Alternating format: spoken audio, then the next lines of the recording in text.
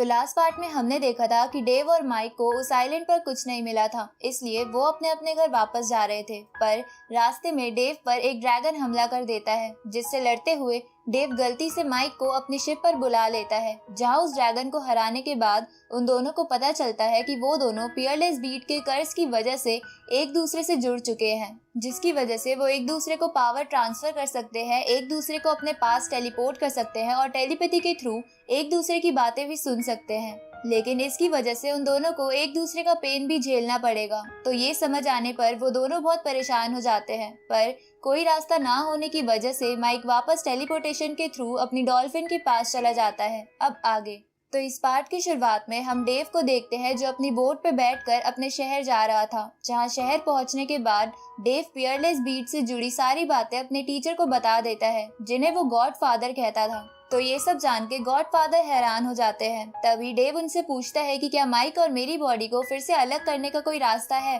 जिसपे God father उसे बताते हैं कि पियरलेस बीड एक कर्ज की तरह है, जो तुम दोनों को एक साथ जोड़ता है। तो कोई स्पेशल चीज ही तुम्हें इस कर्ज से आजाद करा सकती है। इसके बाद गॉड फादर डेव से कहते हैं कि ब्लू डोमेन यानी माइक के शहर के लोग वैसे तो इंसान ही हैं, पर उनके रहने और जीवन जीने का तरीका अलग है, जिसकी वजह से हो सकता है कि इस कर्ज की वजह से कल्टीवेशन में प्रॉब्लम हो। ये सुन के डेव सोच में पड़ जाता है। तो गॉड फादर उसे कहते हैं कि तुम्हें चिंता करने की कोई जरूरत नहीं है, तुम बस अपनी ट्रेनिंग पर ध्यान दो। तो ये सुन के डेव उन्हें सभी चीजों के लिए थैंक यू बोलता है। इस तरफ हम माइक को देखते हैं, जो ब्लू डोमेन पहुंच जाता है, जहां पहुंचने पर वो सोच रहा था कि उसे कुछ मिला भी नहीं, ऊपर से उसके ऊपर पियरलेस बीट का कर्ज लग गया। तभी माइक को याद आता है कि हो सकता है उसकी फैमिली के ग्रैंड एल्डर के पास इस कर्ज को ठीक करने का कोई सॉल्यूशन हो। उसी समय माइक के फादर उसे वहां देख लेते हैं और उसे चेन से बांधकर जमीन पर ले आते हैं, लेकिन इसकी वजह से जमीन से टकराने के कारण माइक को बहुत दर्द होता है। तभी उसके फादर उससे पूछते हैं कि क्या तुम्हें पियरलेस बीट मिल गया, जिसपे माइक उन्हें कहता है कि उसे कुछ मिला ही नहीं, क्योंकि उस आइलैंड पर कुछ था ही नहीं और वो बस एक बेकार सा आइलैंड था। ये सुन के माइक के फादर सोच में पड़ जाते हैं कि ऐसा कैसे हो सकता है कि उस आइलैंड पर कुछ ना हो। तभी माइक अपने फादर से कहता है कि प्लीज मुझे थोड़ी देर के लिए अकेला छोड़ दो,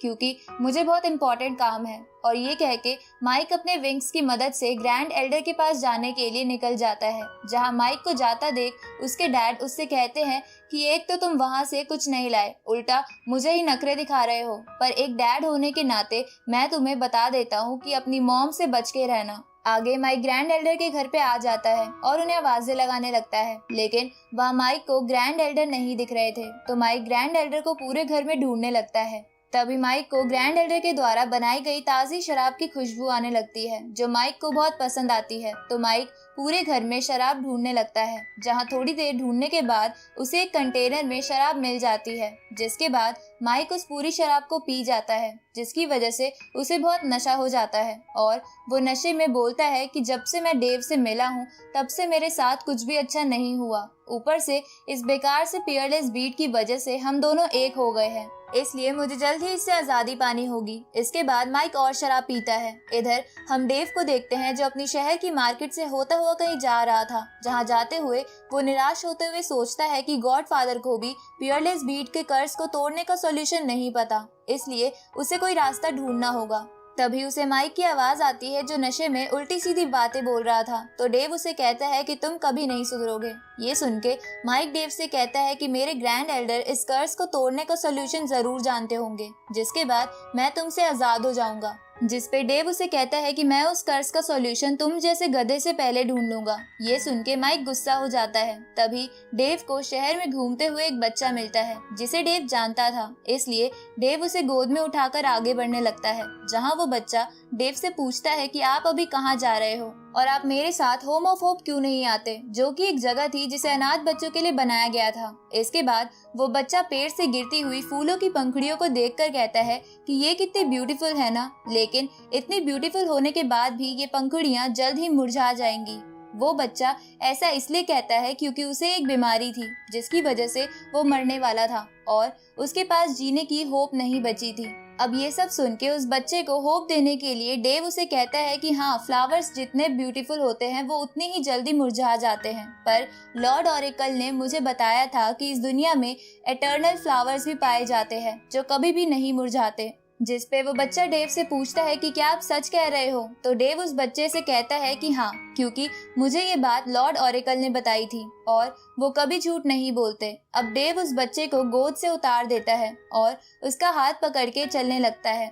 जहाँ चलते हुए बच्चा डेव से कहता है कि अगर पॉसिबल हुआ तो मैं उन एटर्नल फ्लावर्स को जरूर देखना चाहूंगा। तो डेव उसे कहता है कि हाँ जरूर, जब तक तुम मिस डैंग यानी होम ऑफ होप के इंचार्ज का कहना मानते रहोगे और खाना टाइम पे खाओगे, तब तक तुम्हारे एटर्नल फ्लावर्स को देखने के चांसेस और बढ़ते जाएंगे। इसके बाद डेव उस बच्चे से कहता है कि चलो मैं आज तुम्हें पतंग उड़ाने के लिए लेके चलता हूँ। ये सुन के वो बच्चा बहुत खुश हो जाता है, पर तभी उसकी बीमारी उस पे हावी होने लगती है, जिसकी वजह से वो बच्चा बेहोश हो जाता है। दूसरी तरफ हम माइक को देखते हैं, जो शराब के सारे कंटेनर्स पी के खाली कर चुका था, क्योंकि उसे डेव पर गुस्सा आ रहा था। पर तभी माइक के ग्रैंड एल्डर आ जाते हैं और अपने शराब के सारे कंटेनर खाली देखकर उस पर बहुत गुस्सा करने लगते हैं।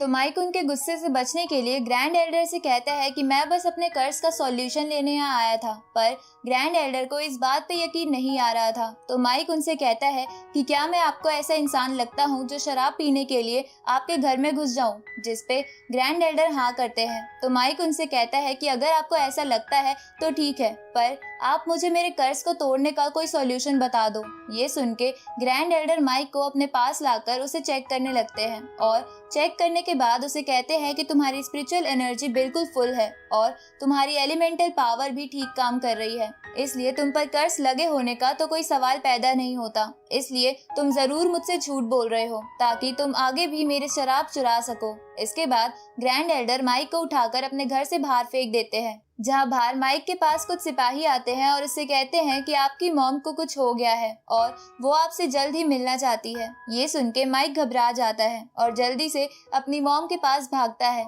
और इसी के साथ ये पार्ट यहीं खत्म होता है।